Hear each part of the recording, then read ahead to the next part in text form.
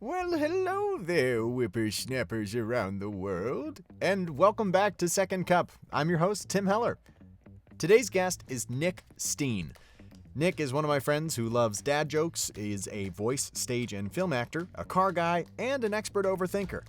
Now, before we jump into my interview with Nick, I do have a very exciting announcement to make, and that is that this episode is brought to you by our very first sponsor, Chicken Salad Chick.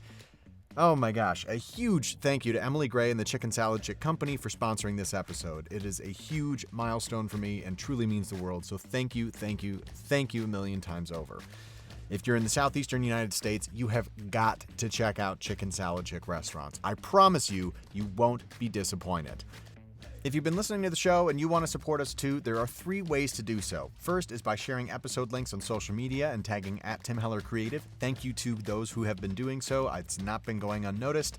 Second is by rating and leaving reviews in Spotify, Apple Podcasts, or wherever you're listening and watching. I checked the other day and we have like 11 or 12 reviews in Apple Podcasts, so thank you to everyone who has written a review and rated the show. And finally, if you want to support financially, you can Venmo @TimHellerCreative. All the funds will be used to improve the show and provide the best experience for the guests and listeners alike. Now, let's jump into my interview with Nick Steen. Top off your beverage, get comfy, and enjoy this episode of Second Cup. Hello. Hey, man, how you doing? I'm doing well. How are you this morning? I'm so good, dude. I'm so excited for this. Thanks. I'm excited to have you here. It is early for you, and you look like you are like fresh off of a film shoot. That is very sweet of you. I'm actually in Arlington right now, so we're in the same time zone. No way. Oh my gosh. I was thinking last night that you were still in Boise or out in California, and I was like, this is ludicrous to ask him to get up this early, but no, even if it were the case, I'd be happy to do it, man. Well, I appreciate you being here, Nick. Just to kick things off, cheers and good morning to you. What are you drinking? What's in your man. Coffee? How do you since we're on the road, it's a little less exciting, but it's just like some Starbucks blonde in a little drip maker.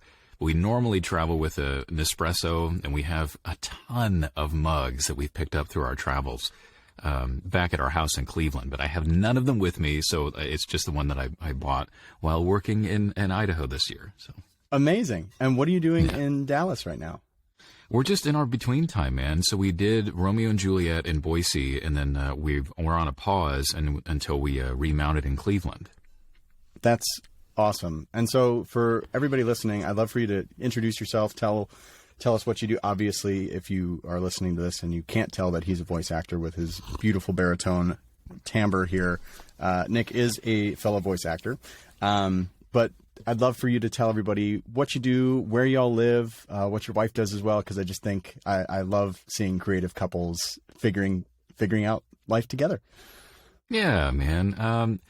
So I'm a voice, stage, and film actor with a larger emphasis on stage and voice.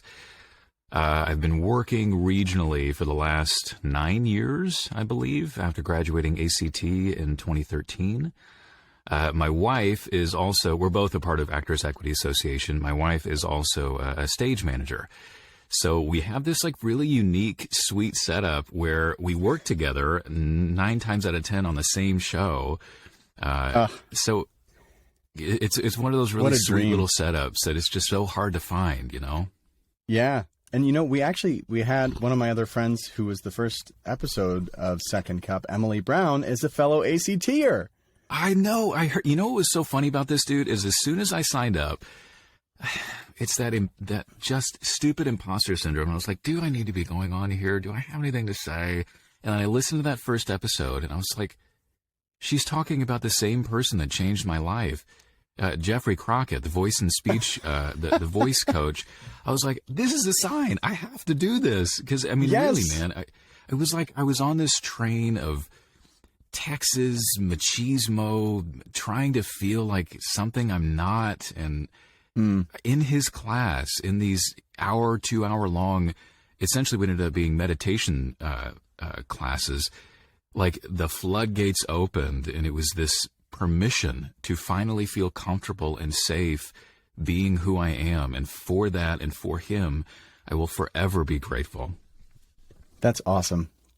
That's so sweet. Yeah. And that's honestly, I haven't even created like an intro or trailer for this show yet for people who are just like scrolling through Spotify and find us. But it's really, the more I'm doing this and the more I'm thinking about it, it's just that I feel like I've been blessed in so many ways to be surrounded by so many interesting and talented and incredibly smart people. And I just want everybody to connect with each other in the ways that I've been able to connect with all of you. And if I can connect people that way, or even if it's just that, you hearing Emily talk about this person that changed your life too, and giving you the momentary confidence to come on and talk. It's awesome. Yeah. Oh, and to finish, we live in Cleveland, Ohio. My wife Yes. and I have a house out there because the theaters that we work for, they have a location in Cleveland, they have a location in Boise, Idaho, and they have one more in Lake Tahoe. So it's Great Lakes Theater, Idaho Shakespeare Festival, and Lake Tahoe Shakespeare Festival, respectively. Just the ugliest places in the country too. That's a tough gig, man. I appreciate your sympathy. It is a hard thing to do. Yeah. That's awesome. Well, Nick, we have a couple things that we're going to talk about today. Ways to find more stability in the gig economy. I know you mentioned you wanted to talk a little bit more about retainer fees and stuff like that. Can you kick us off with all of that, with kind of what your voiceover journey has been so far, and how you've taken your theater work and started to mix the two together to really create a business? Because I also know that you recently incorporated as well, right? Yeah, that is correct. So I started doing voiceover back in 2012.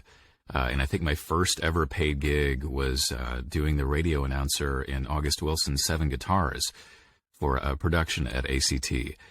And it was the most fun experience, shouting into the edge of a shotgun microphone. And I just got the bug, man. And it's just kind of been slowly progressing since then. Mm-hmm. But then when the pandemic hit, my wife and I were both doing Much Ado About Nothing in Cleveland. And I was laying in bed. It was like 4 o'clock in the morning. I could not sleep. I get up and I start, going online and looking at YouTube. And I found Mike Delgadio's Booth Junkie YouTube page. Mm-hmm. And man, I went down that rabbit hole so hard. And I got so fascinated with the practice of doing this more professionally. So I took the clients that I had acquired over the last number of years, and then in 2020, I was like, I need to do this more consistently. And I've heard a couple of your other, actually, I think you're in the most recent episode of talking about having a bit more control over my journey throughout this career. Mm-hmm. And so I was like, if I can have my space in my home where I can do the work that I love doing, it sounds like a win-win to me. So hit the ground running, started on pay to plays, did a few audiobooks, and now I've kind of cobbled together a decent client base where I'm basically using it as a decent supplemental income source aside from my union theater work. Yeah. I mean, that's the dream, Nick. You have done, when we first started talking and hanging out online, and I was talking to another guest yesterday who is another one of these people that I feel like has really become a friend throughout the pandemic that I've just never met in person, but it feels like we've known each other a lot longer and in a different way than just strictly through the internet. But when we first started talking and you were telling me about what you and your wife have really built for yourselves, it's beautiful. And it really is, I think the goal for so many people in the industry is not only that stability, but the variety in it too. You have a stable variety of work, and it, at least for my actor and creative brain, it helps so much with being able to do all these different things, but also knowing that they are there and they will be there in some capacity. So it's really incredible what y'all have done. Thanks, man. It's a lot of times it's hard. Like, for instance, right now we're 2 months, we're both unemployed, and that's something that you have to figure out. And we're piecing together other bits of income along the way. But I can't remember who it was at ACT. They said, life in the arts is a terrible way to make a living, but a wonderful way to make a life. And I appreciate Say that a one lot. more time. Say that again. Yeah. A life in the arts is a terrible way to make a living, but a wonderful way to make a life. Ugh. That's beautiful. So and I love that. That part of it feeds my soul. And I also want to make it a good way to make a living. So I think that's where the voiceover thing came into being. So what's funny about this retainer idea is I know part of the idea of going on your own and starting your business has so much to do with freedom, is occupational freedom, time freedom. And so it seems that I'm of two minds about this thing, that if I seek more retainer work, that it essentially gives me a structure of having consistent employment, which then takes away some of that flexibility in exchange for obviously a bit more consistent financial income. Exactly. So I don't know, man. I'd love to brainstorm with you if you think that is something that is worth pursuing, that kind of structure. Yeah, absolutely. And it's uncanny timing that we're talking about this now, because just like a couple weeks ago, I went out for coffee with another voice actor here in my same town here in Texas, just outside of Austin, Rob Reed, who is just a wonderful human being, crazy talented, like the radio voice of radio voices. And he does a lot of imaging work, and he actually does a lot of retainer fees, is something that we talked about on our little coffee date. And so he's structured it so that the client gets X amount of recordings with this amount of usage, like up to this amount of recordings every single month. Anything past that, you figure out later. But that means that some months he's, doing one spot, or some months he's doing 5 to 8 spots, and it's within that retainer fee. And so he's got like a couple different stations on retainer so that it's just easy. And then he's like, you know what? Yeah. And it basically covers my expenses. It covers X, Y, and Z. And then if I can get anything else on top of that, then great. But it's a different conversation. And I'm actually in talks with a client right now who they're a wellness company that is putting together some meditations and stories and stuff like that. And once we kind of pilot it and see how it goes, I brought up potentially doing a retainer, because it is app work. So it's this whole different thing. And for anybody who's not involved in voiceover, who's curious and getting started, there are so many different genres of voiceover. And within each of those genres, there's even more niche parts of those. And each of those costs a different amount of money, because it's not only the studio time that you're paying for, but it's the usage, which is the where, when, and how long it's going to be broadcast for. And with all of this new media, it's awesome because it's creating incredible opportunities, but it's also really, really confusing and hard to price things out because everybody's got a different budget. But yeah, and so with that little rabbit trail, I think it is a really great idea to do a retainer for certain instances. If you're doing sizzle reels for a company, if you're doing radio imaging, I think it's great. And then you work out and you try to make sure that the rates are still what the standard are, or even a little bit higher. I've been trying to avoid going just like hitting those bare minimum standard like industry rates with clients, and saying, what if we create something that people are really excited to work with you and with me if I'm producing something, because we're not just scraping the bottom of the barrel. We're creating an opportunity for abundance. Yeah. But does that help at all? It does.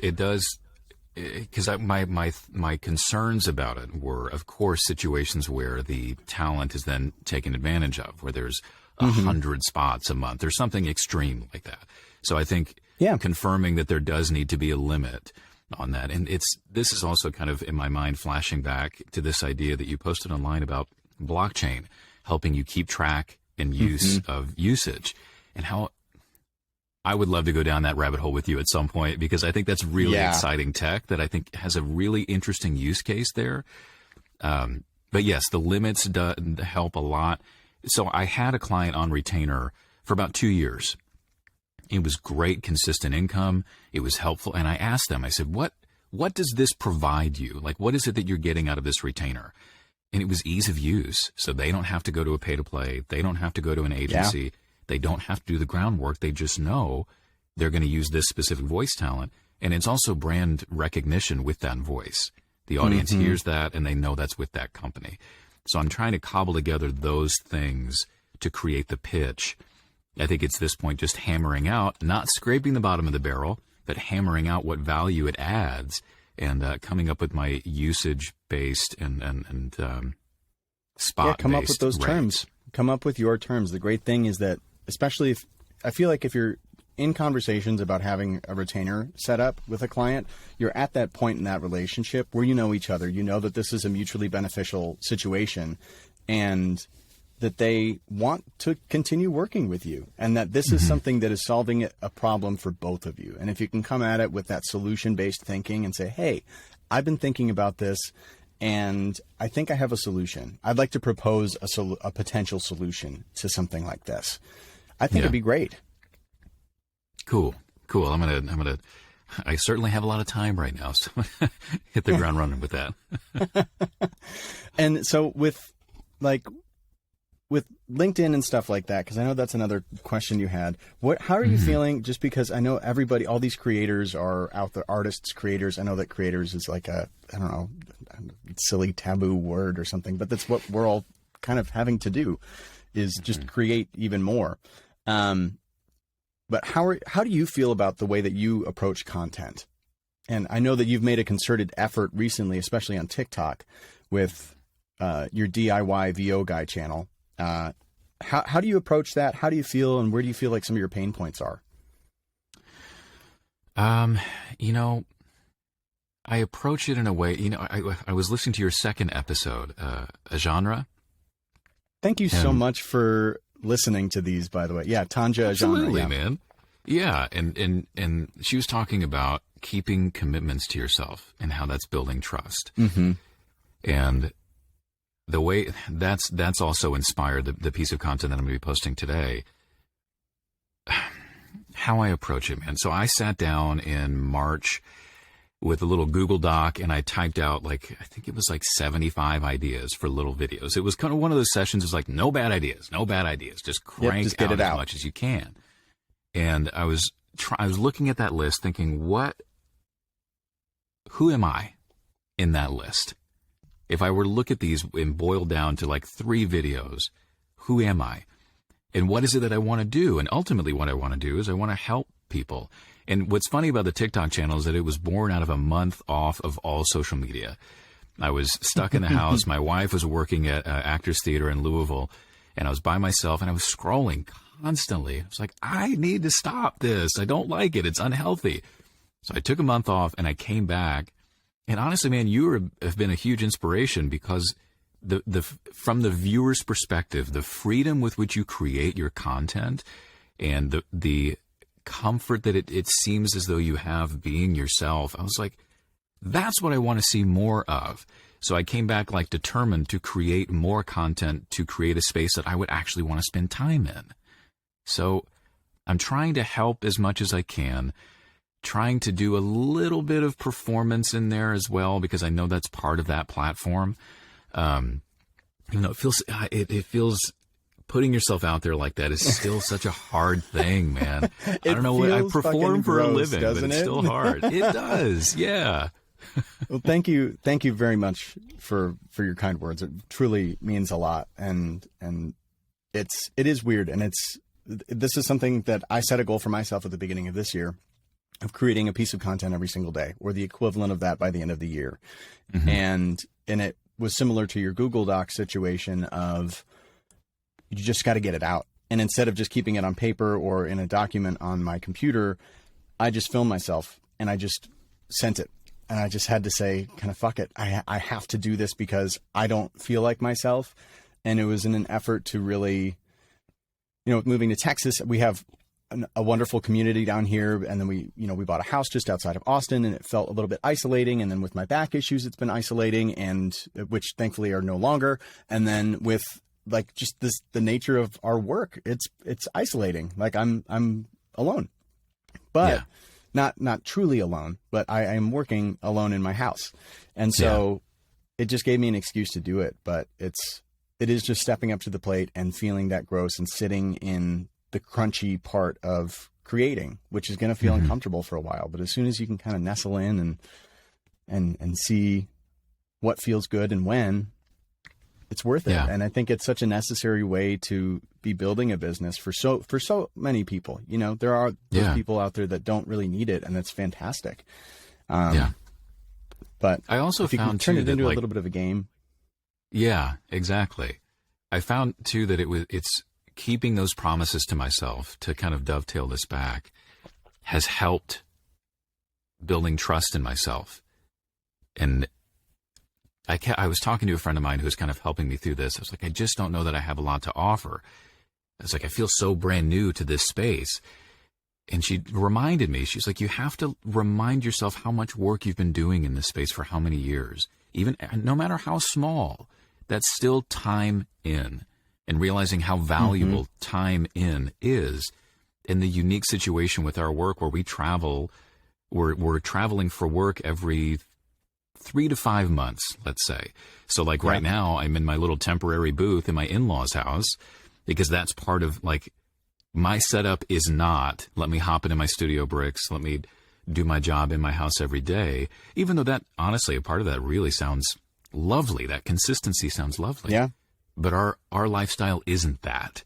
And I think that there's something that there's something that I can offer about the lifestyle that my wife and I have created that could potentially be helpful for other folks that want to have a more widespread career, and understand you don't have to be super locked down in one space to do your recording, and you can still make a living doing it just about anywhere.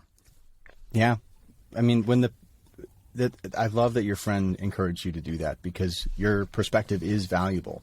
And right when the pandemic started, when we were in New York, I was only like a year and a half, 2 years into doing voiceover, but I had all of these friends who were doing Broadway shows and TV shows and movies and stuff like that, reaching out saying, hey, I need, my agent has said I need to get set up, and, you are the person that I know that does this. Can you do this for me? And I started spending hours and hours every single day just for free, helping people out. And my wife said, Tim, you really need to start charging people, because you're spending 6 hours a day helping people get set up and helping people with auditions. I was like, I can't do that. Like, it's like, I'm still brand new. She's like, you still know more than people who have never done this and have started something, and your perspective is valuable. And she's like, and you're not a dick about it. Right. Yeah. And that's huge. That's huge. And it's, if you can, I've had so many people try to scare me out of doing various things, like especially living in New York, whether it's an agent or people in the industry or something like that. And I'm so tired of it. And this loops back into your point of creating what you want to see more of. And that's what this podcast is. That's what all of my stupid videos are, is just creating a space where it's encouraging, but it's honest, and it's also weird as hell. So if you can have fun and build community that way, and trust that what you have to say is worth hearing, then I think it's a win-win scenario, and you're set up for success. Yeah. Yeah, man. Now, have you seen any change in your business since you started posting more regularly? I have. Whether that's more followers, anything like that? Yeah. Overall, followers seem to be a I mean, when I started, I was like, you know what? If 10 people subscribe or follow me, I'm going to be happy. And so, thankfully, it's been quite a bit more than that, and I've been very grateful for that. I have had a couple of offers come through. One of them was mainly for an audiobook narrator job. And it seemed like, honestly, a really great gig. But one of the stipulations was being able to stick to timelines. And while I'm on contract and I'm working in the theater, sometimes it's hard to commit to an 8-hour day of recording where I need to be connected and it's two narrators taking on the same story. So that job just wasn't a fit. But what it did confirm is that the content is being seen.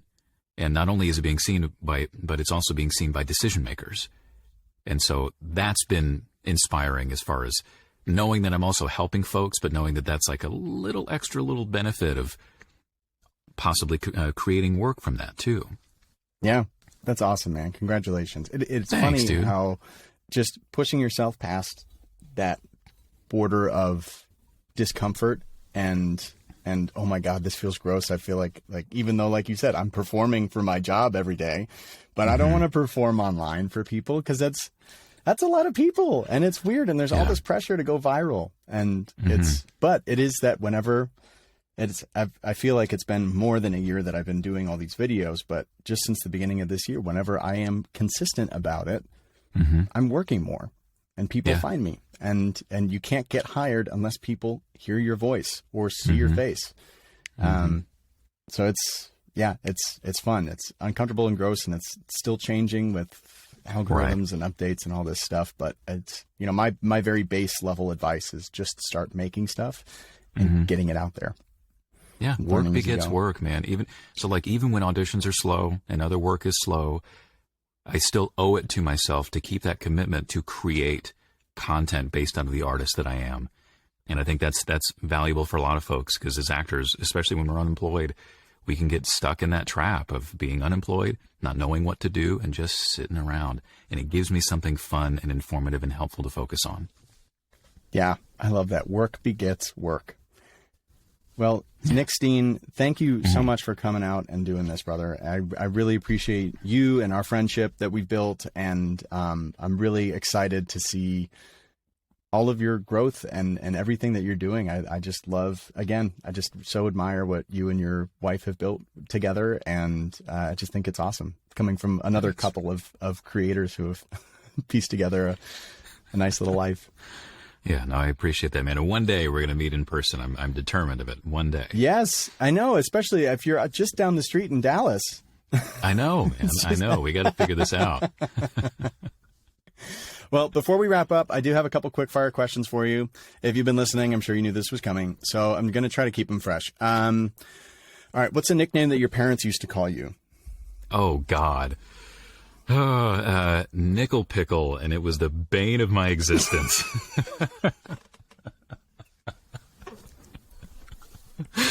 Oh, man. All right, Nickel Pickle, are you an early bird or a night owl? I like to consider myself both, and then my wife reminds me that I need sleep. So I'd say that's a flexible one. Okay. Who inspires you right now? Oh, man. So many people. You inspire me. I just worked this Romeo and Juliet that I did. I was with a bunch of folks from OSF, came to Idaho Shakespeare. Incredibly talented artists and the directors there. And that show, my wife inspires me endlessly. Just so many sources, so many sources. Great. And you can only have pizza one more time. What's on it and where's it from? It's from Dewey's Pizza in Cleveland Heights, Ohio, just down the street from where we live. And it is what they call a Don Corleone. It has sausage and pepperoni. Oh, gosh, there's one other ingredient. Can't remember what it is. It is not deep dish. I'm sorry, it is not deep dish. That's okay. It's okay. As long as we're not shitting on deep dish, our friendship is safe. Nick, thank you so much. And I look forward to talking to you again soon. Cheers. Thanks, dude. I appreciate it. Thank you so much for listening to this episode of Second Cup featuring my friend Nick Steen. To keep up with Nick, follow him on Instagram at Nick_Steen, that's STEEN, and on TikTok at DIYVO Guy. Also, you should check out his car show on YouTube, Gearhead Garage, and the website gearhdgarage.com. Another giant thank you to our sponsors for this episode, Chicken Salad Chick. If you are in the Southeast United States and you have not yet gone in and grabbed a pint of Fancy Nancy or a Fancy Nancy sandwich or any of the other types of chicken salad, you must do so and you will not regret it. Thank you to Emily Gray and Chicken Salad Chick again for sponsoring this episode. This show is recorded and produced by Tim Heller Creative, LLC. If you'd like to support the show, you can do so in a few different ways. First is by sharing episode links on social media and tagging at Tim Heller Creative. Second is by rating and leaving reviews on Spotify, Apple Podcasts, or wherever you're listening and watching. If you want to support financially, you can Venmo at Tim Heller Creative, or if you're a small or large business and would like to sponsor the show, reach out to Tim at timhellercreative.com and we can chat to see if we're a good fit. Tune in next time for another incredible conversation and hopefully to learn something new from a really cool person. Bye!